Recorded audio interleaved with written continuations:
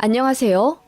저는 올해 33살 되었고 결혼한 지는 3년 차, 뱃속의 아이는 24주 된 임산부입니다. 결혼하고 좀처럼 임신이 되지 않아 마음고생을 좀 했어요. 솔직히 말해서 스트레스가 원인이었던 것 같지만요.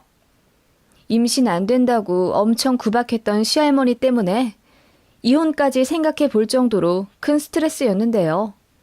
무당 할머니가 사이다 날려주지 않으셨다면 아마 지금쯤 정말 이혼하지 않았을까 싶기도 할 웃지 못할 사연이 있어요. 시할머니가 그 덕분에 지금은 제게 아무 소리 안 하시고 되게 눈치 보고 사신답니다. 궁금해 하실 법한 이야기, 그럼 지금부터 풀어볼게요. 제 나이 29살 12월 달에 20대 막차 타고 결혼을 했습니다. 남편은 저보다 2살 어린 연하남이에요. 같은 직장에서 만난 사람이에요. 시댁이랑 친정 재정 상황도 비슷하고 양가 부모님들 직업도 우연찮게 다 교사이셔서 너무 신기했어요. 공통점이 많은 서로와 또 양가 상황이다 보니 자연스레 결혼으로 행복하게 이어졌네요.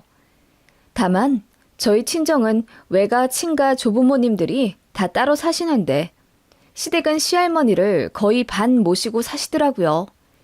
반 모신다는 뜻은 시할머니 댁은 시골에 따로 있는데 추운 겨울과 더운 여름에는 아파트인 시댁에 와 계세요.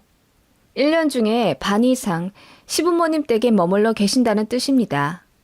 그렇다 보니 시댁 인사 드릴 때와 상견례 때도 시할머니가 참석하셨어요. 그런데 저를 처음부터 안 좋아하셨습니다. 제가 나이가 많다는 게 그 이유였어요. 우리 승한이보다 2살이나 많다고? 내년에 30이 되는겨? 나이가 너무 많아. 그러면 애도 잘 안 들어서는 법이야. 라고 하시길래 시부모님께서 아니다. 40 넘어서까지 애 낳는 사람들 많고 요즘은 의료 기술도 좋아서 노산도 건강하게 아이 낳는다. 라고 몇 번이나 설명을 해주셨네요. 시부모님은 정말 좋으시거든요. 저 배려도 잘해주시고 웃음도 많으세요. 그런데 시할머니는 아무래도 연세 때문인지 고리타분한 면이 많으시고 특유의 고집도 굉장히 세세요. 본인 생각이 찰떡같이 맞다고 우기는 경향이 있으시잖아요. 저희 시할머니도 그런 성격이시고 그 때문에 시집살이 당한 시어머니가 고생 참 많이 하셨다고 들었어요. 시어머니 결혼 후 근 30년을 시할머니랑 반합가 상태인데도 겸허히 받아들이시며 불평 불만 않고 오실 때마다 잘 모시고요. 그러시면서도 저한테는 귀한 며느리, 아까운 며느리라 하시며 일도 잘 안 시키려고 하세요. 그런 시어머니가 저는 너무 좋아서 더 따라다니고 연락하고 챙겨드리고 그러지요. 그래서 결혼 초부터 저는 시어머니랑 정이 많이 쌓인 상태이고 어머님도 저를 딸같이 대해주셨습니다. 그런 상황이니 시할머니가 저를 나이로 구박하시는 게 어머님도 더는 못 참겠다 싶으셨는지 저를 많이 감싸주시고 어쩔 때는 화까지 내셨어요. 어머님, 우리 지연이 나이 많은 것도 아닌데 그만 말씀하세요. 귀한 집에서 귀하게 자란 딸이에요. 그리고 아기가 생기면 감사할 일이고 안 생기면 또 어때요? 요즘은 딩크족이라고 해서 일부러 애 안 낳고 사는 집도 많대요. 일하면서 애 키우는 게 요즘은 보통 일이 아니라고요, 어머님. 애를 안 낳아? 그게 무슨 말도 안 되는 소리야. 그럴 거면 결혼을 하지 말아야지. 어디 근본도 도리도 없는 것들을 우리 손자한테 빗대어 얘기해. 나는 무조건 증손자 볼 거다. 그렇게 시할머니는 결혼 초기부터 대놓고 저한테 빨리 임신하라고 닥달을 하셨죠. 내일 모레 90이라 곧 있으면 죽을지도 모르는데 하루라도 빨리 증손자 안겨달라 하시면서요. 그게 제가 결혼한 목적이자 제 일이라고 하셨습니다. 아무리 나이 많으신 어르신 이야기라고 해도 쉽게 흘려듣기 힘들더라고요. 저도 나름 회사에서 인정받는 사람이고 요즘 시대에 나이 30 정도면 어린 편에 축하는 데다 제 주변은 아직 결혼 안 한 사람들이 태반이에요. 시할머님 세대에서나 나이 30이 40 취급 받았겠지만 지금은 아니잖아요.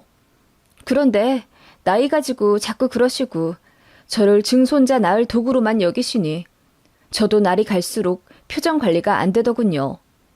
그래서 시할머니 계신다고 할 때는 시댁도 가기 싫더라고요.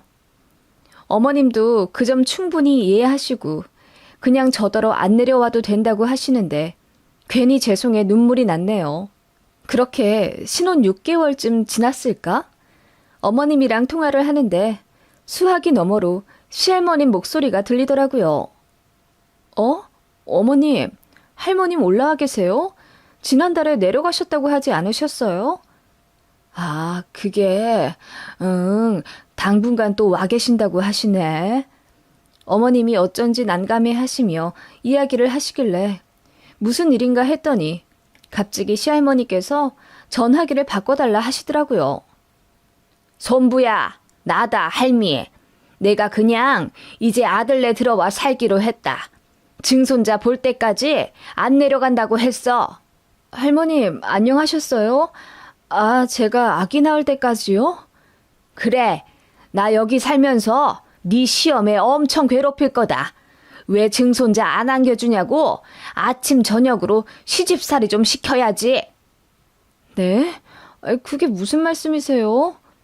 지금 니네 결혼한 지 6개월이나 지났지 않니? 그런데 왜 여태 소식이 없어? 그 봐라. 네 나이가 많아서 빨리 애가 안 들어서는 거잖냐. 내가 그렇잖아도 너 한약 지어주려고 했더니 네 시어매가 기겁을 하고 말리더라. 너나 네 시어미나 똑같아. 빨리 애 가질 생각을 안 하고 허송 세월이나 보내고 앉아있으니 내가 답답하지 않을 수 있어. 시할머니는 그렇게 격앙된 목소리로 저를 타박하며 제가 아기를 가질 노력을 하지 않는다면서 그 대가로 시어머니 시집살이를 시킬 거라고 하셨습니다. 물론 그냥 하시는 말씀이겠지만 너무하다는 생각이 들었죠. 할머님, 저 아직 건강하고요. 산부인과 갔는데 호르몬이나 자궁 상태도 다 평균 나이보다 적대요. 너무 걱정 마시고요. 아기가 올 때가 되면 어련히 오지 않을까요? 너무 그러시면 저도 스트레스 받아요. 뭐야? 요즘 애들 아주 드세고 되바라졌다더니 시댁 어르신한테 아주 할 말 못할 말 못 가리고 다 하는구나. 어른이 얘기를 하면 그냥 아무 말 않고 네 하는 거다. 네 친정에서 그리 가르쳤다냐? 평소에는 그냥 별 대답 안 하고 웃으며 순종했지만 시할머니의 그런 무대뽀에 저도 화가 나 참을 수가 없어서 좀 받아쳤습니다. 그랬더니 노발대발 하시면서 나 죽네, 나 쓰러지네 하면서 시할머니가 소리를 지르더라고요. 손주 며느리가 대들었다면서요. 제가 뭔 말이나 했으면 몰라요. 너무 억울하더라고요. 시어머니만 중간에서 고생하셨죠. 뒤로 넘어가신 시할머니 달래드리느라고요. 제가 그렇게 이야기했으면 시할머님도 내려가셨을 줄 알았는데 절대 안 가시더라고요. 그리고 제 핸드폰 번호로 그렇게 자주 전화를 하셨습니다. 저희 시할머니 아직 눈도 좋으시고 귀도 밝으시거든요. 그래서 스마트폰으로 카톡까진 못하더라도 전화는 어렵지 않게 하세요. 그런데 문제는 제가 출근해 있는데도 시도 때도 없이 전화를 하신다는 겁니다. 제가 자리에 있으면 모르겠는데 회의실에 들어가 사람들이랑 같이 있을 때는 정말 난감해 죽겠더라고요. 통화 내용도 거의 비슷해요. 내가 어제 좋은 꿈을 꿨는데 이건 필시 태몽이다. 속 울렁거리지 않아? 테스트긴지 뭐시긴지 오줌으로 검사하는 거 해봤어? 라며 제 몸 상태 체크를 하시거나 너 어젯밤에 우리 손자랑 사랑했냐? 매일매일 거르지 말고 해. 라며 낯 부끄러운 이야기를 아무렇지도 않게 막 하십니다. 너무 스트레스 받아서 신랑한테 화풀이 하게 되고 그러다 보면 싸우고 정말 신혼 초에 힘들었네요.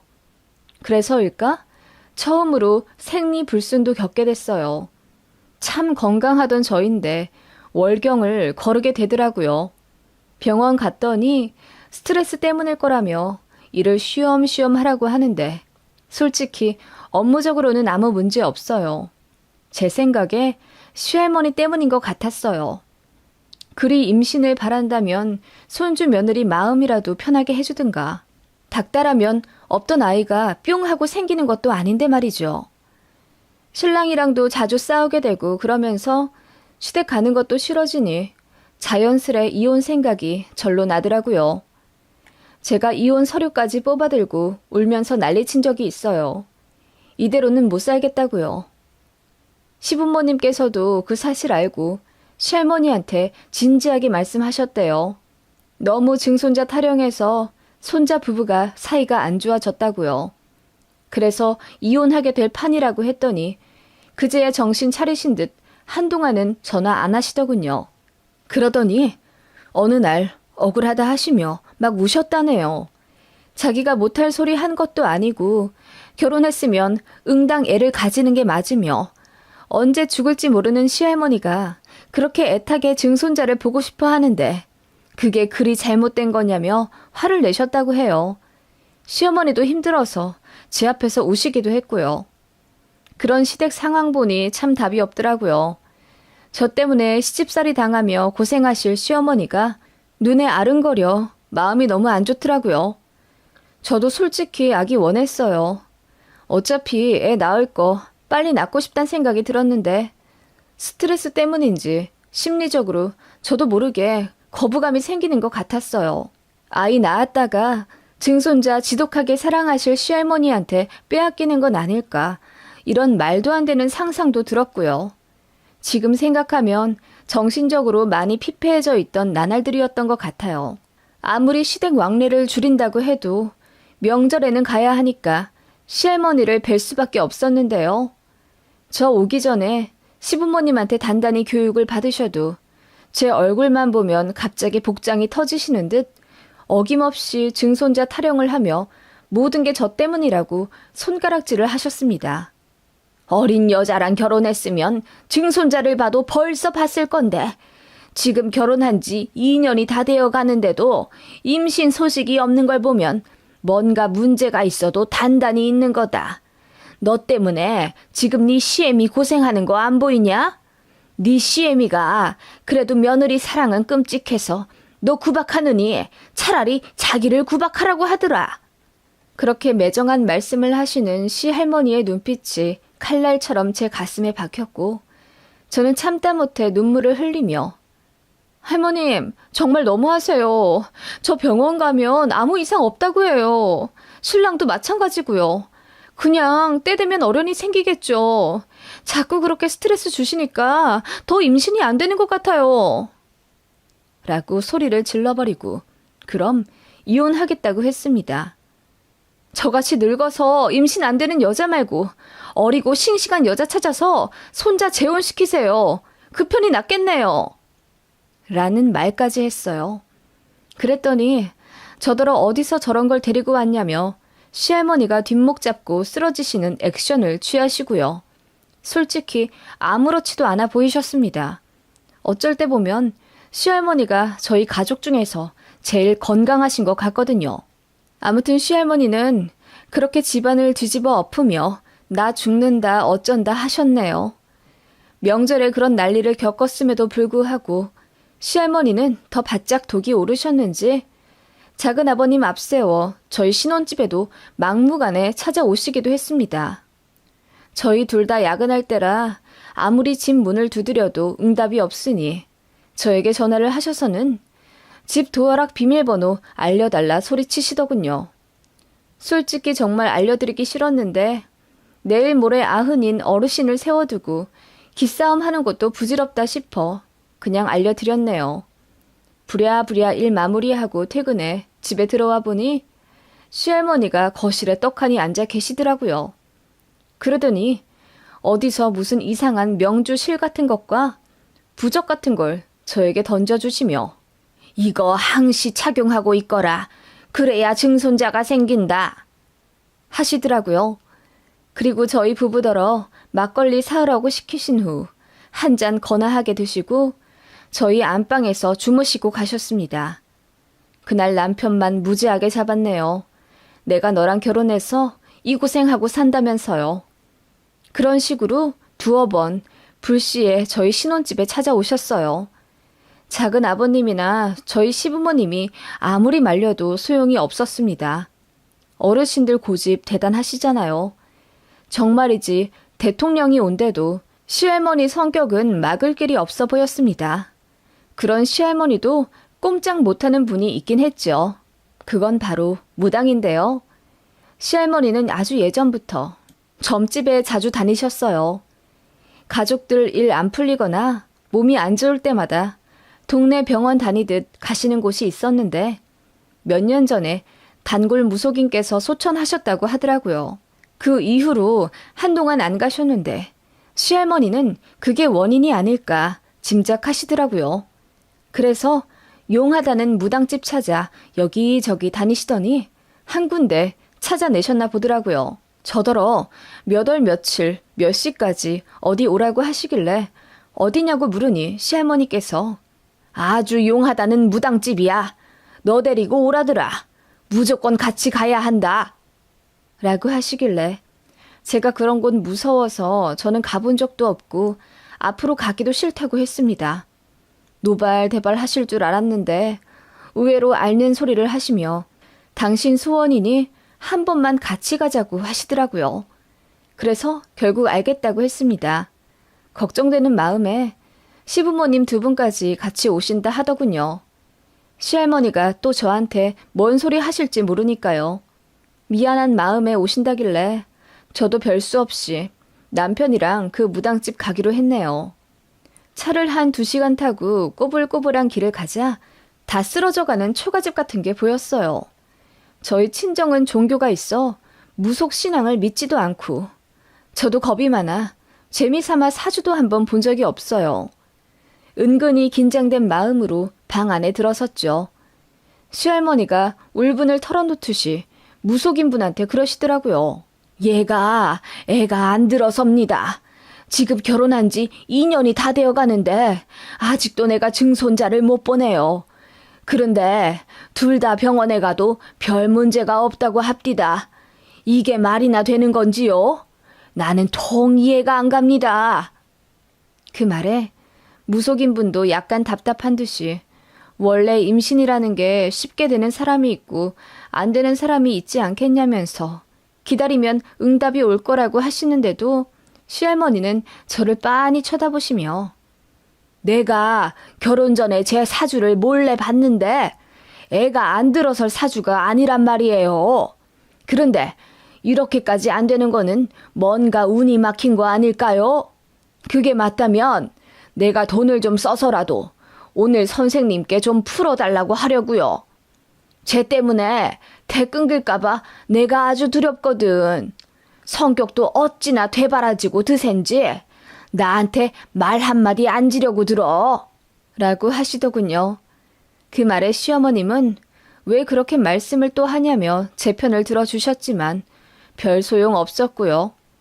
무속인 분이 그 얘기 다 듣고 그럼 이제 뜻을 좀 풀어보겠다 하시며 눈을 감으시더군요. 시할머니는 경건하게 기다리고 계셨고요. 조용하던 찰나 갑자기 벼락 같은 목소리로 그 무속인 분이 소리치셨습니다. 너 때문이다! 그 말에 시할머니가 그럼 그렇지 하는 표정으로 저를 보시며 으스대시더군요. 그럼 어떻게 해야 할까요? 좀 풀어주십시오. 아니, 얘 말고 너 때문이라고? 예? 무속인 분이 가리킨 건 제가 아니라 시할머니였죠. 할머님은 어안이 벙벙한 듯 입만 쩍 벌리고 계셨고 무속인 분은 소리를 버럭 치시며 다 순서가 있거늘 가야 할 사람이 안 가고 길을 떡하니 막고 있으니 불쌍한 애기가 길을 헤매고 있구나. 그 말에 일동 모두 정적이 흘렀고 제 남편만 새어나오는 웃음을 막지 못하고 피식거렸습니다. 할머니, 그것 보세요. 제 와이프 탓 아니라니까요. 제 남편이 철없이 한 소리 하자 시할머니 표정이 본 적 없이 불그락 푸르락 당황해 하시더라고요. 무속인분은 그러셨습니다. 제 시할머니 명줄이 너무 길어서 증손자가 안 생기는 거라고요. 저랑 제 남편과의 부부간 금술은 나무랄 데가 없고 자식 운도 있는데 지금 순서를 기다리느라 아직 이 세상에 내려오지 못한다는 겁니다. 집집마다 가족을 품을 수 있는 바구니가 있는데 지금 저희 가족들은 그 바구니가 꽉 차 있고 한 명이 나가야 그 길로 새 생명이 들어오는데 저희 시할머니가 안 나가고 버티고 있어서 아기가 안 생기는 거라고 하셨습니다. 아기 보고 싶으면 손주 며느리를 최대한 보지 말고 운이 좋아 시할머니 살아생전 증손자가 생겨 태어나더라도 보지 말라 하시더라고요. 자주 보면 볼수록 증손자한테 안 좋을 거라 하면서요. 그 얘기 듣고 시할머니 얼굴이 사색이 되더군요. 그 뒤로는 무슨 이야기인지 잘 알아듣지 못했지만 아무튼 100만 원짜리 부적을 하나 하라는 결론이 나왔습니다. 기분이 상하신 시할머니는 생각해 본다고 하고 그냥 나오셨고요. 아무 말씀 없으시고 그냥 먼 산만 바라보시더군요. 그러더니 시부모님 차에 말없이 타시는 시할머니였습니다. 원래는 저희 부부 차 타고 저희 신혼집 가실 예정이었거든요. 그런데 그냥 시댁 가겠다 하시길래 조금 어안이 벙벙했죠. 저희도 시댁 따라간다고 했더니 시할머니가 웬일로 오지 말라 하시대요. 창피한 건지 무안한 건진 몰라도 그냥 됐다 하시며 저희 알아서 식사하고 주말 잘 보내라 하시더군요. 그리고 며칠 뒤 정말 놀라운 이야기를 들었습니다. 시할머니가 시댁에 가시자마자 사흘 밤낮을 꼬박 앓으셨대요. 무당분으로부터 자식들 앞에서 망신 제대로 당했다 싶으셨는지 많이 서러워 하셨다고 들었네요. 당신이 가야 하는데 못 가서 그 바라던 애를 못 보는 거라고 이야기를 들었으니 얼마나 상심이 크고 마음이 복잡하시겠어요. 그리고 시할머니는 아이가 안 생기는 모든 원인이 손주 며느리라고 생각하고 가진 구박을 다 하셨는데 반전이 생겼으니 할 말 없어지신 거죠. 그래서 마음고생을 하셔서 그런지 많이 힘들어 하셨다 하더라고요. 그러더니 작은 아버님 불러서 모든 짐을 챙겨 집으로 내려가셨다고 들었습니다. 이제 별일 없으면 안 올 거라며 그냥 시골 본가에 계시겠다고 했대요. 시어머니의 시집살이도 드디어 해방된 거죠. 어머님이 그리 말씀하시며 저더러 그간 고생했다고 이제 시할머니가 임신 얘기로 스트레스 줄 일 없을 거라고 하시며 그동안 막는다고 막았지만 못 지켜줘 미안했다고 진심 다해 말씀하시더라고요. 저는 그런 시어머니가 조금도 원망스럽지 않았어요. 오히려 늘 안쓰럽게 생각했거든요. 아무튼 시할머니 내려가시며 핸드폰에 제 번호도 지우셨다더군요. 그렇게 전화 한 통 없이 잔소리도 안 들으니 제 일상이 확 피더라고요. 스트레스 안 받으니 세상도 환히 보이고요. 남편이랑도 사이 좋아져 여행도 자주 다니고 그랬네요. 아무 생각 없이 살다 보니 정말 신기하게도 아기가 생겼습니다. 정말 갑자기 찾아온 아이라 너무 놀랐죠. 시부모님 그 소식 듣고 뛸 듯이 기뻐하시며 행복해 하셨고 전화로 시할머니께 알려드렸더니 만세 삼창을 외치시더군요. 그러더니 임신 초기에 조심해야 한다며 저더러 어디 가지 말고 집에만 있으라. 회사도 관둬라. 내가 용돈 보내주겠다. 다정히 말씀하시더라고요. 임신했으니 이제야 손자 며느리 대우를 해주시나 싶어 씁쓸하긴 했지만 나이 많은 어르신인데 뭐 어쩌겠어요. 그냥 이해해야죠. 그 시대에는 그렇게 사셨으니까요. 저희가 시할머니 계시는 곳으로 인사 가겠다고 해도 오지 말라 하시군. 또 시댁으로 올라오지도 않으시더라고요. 저를 접촉하면 안 된다고 생각하시는 건진 몰라도요. 나중에 증손자 태어나면 그때 아기나 한번 보겠다 하시며 거리를 두려고 하시는데 어쩐지 안쓰러우면서도 마음속 깊이 있던 고민이 해결된 것 같아 한편으론 후련하기도 해요. 만약 제가 아기를 낳으면 시할머니가 엄청 집착하고 아예 저희 집에 합가해 살겠다 하실까봐 겁먹었는데 무속인 말씀 하나로 정리가 싹 된 것 같아서요. 참, 뱃속의 아이는 아들이래요. 저희 부부랑 시부모님은 딸을 원했는데 시할머니는 뛸 듯이 기뻐하며 동네 사람들한테 잔치를 여셨다고 하네요. 그리고 제게 맘고생하게 해서 미안했다며 차 바꾸라고 용돈도 크게 해주셨고요. 그치만 무당 말씀이 내내 마음에 걸리시는 건지 앞으로 욕심 안 부리고 손자네 잘 안 보고 살 거라고 하시네요. 아무튼 뱃속의 아기 천사 잘 키우며 양가 부모님께 효도 잘하고 살게요. 손주 타령했던 시할머니도 이제는 미워하지 않으려고요. 뱃속의 아이는 엄마가 미워하는 사람 닮아 나온다고 하길래요. 그냥 그러려니 하고 잘 챙겨 드려야지요.